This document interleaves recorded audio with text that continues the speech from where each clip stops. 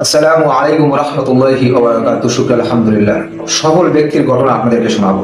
তার নাম হচ্ছে আলী বানাত। অস্ট্রেলিয়ার সিডনিতে জন্মগ্রহণ করেছেন। তিনি একজন সফল ব্যক্তি ছিলেন, একজন ব্যবসায়িক ছিলেন। তিনি তার টাকা পয়সা, গাড়ি বাড়ি কিছুর অভাব নেই, অনেক টাকার মালিক। তার এমন একটা অবস্থা, তার একটা গ্যারেজ আছে, শুধু গাড়ি, বিভিন্ন দামি দামি মডেলের গাড়ি। সে যে জুতা ইউজ করে সেটাও লক্ষ লক্ষ টাকার জুতা। অনেক দামি দামি সানগ্লাস তিনি ইউজ করেন। তো এইটা বলার উদ্দেশ্য হচ্ছে, তার এক পর্যায়ে গিয়ে তার ক্যান্সার ধরা পড়ে। অনেক বড় একজন আলেম ইন্ডিয়ার নিতে আসছে। তো আসার পর আলী বানাতের বাড়িতে যখন যায়, আলী বানাত তার প্রতিটা স্টোরে স্টোরে ঘুরে ঘুরে দেখায় যে তার কি কি আছে জমানো। একটা গাড়িতে উঠলো, আলী বানাতকে জিজ্ঞেস করলো, আপনি যে গাড়িতে উঠলেন আপনার ফিলিংস কি কাজ করে? তখন আলী বানাত বলল, এই দুনিয়ার প্রতি কোনো মায়া কাজ করে না।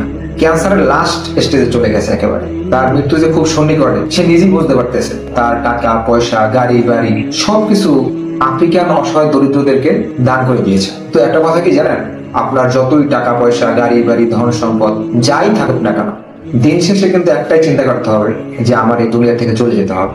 টাকা পয়সা, গাড়ি বাড়ি, ধন সম্পদ এইগুলো দিয়ে কখনো অহংকার করবে না। আলী বানাত আমাদের শিক্ষা দিয়ে গেছেন, এই দুনিয়া চিরদিন থাকবো না, দুনিয়াটা চিরদিন থাকার জায়গা না। এই আলী বানাতের জীবন থেকে এটাই শিক্ষা পাই। যত বড় সফল হন না কেন, একদিন আমাদের দুনিয়া থেকে চলে যেতে হবে, এটাই চিরন্তন সত্য। সবাই ভালো থাকবেন, সুস্থ থাকবেন। আসসালামু আলাইকুম রহমতুল্লাহ।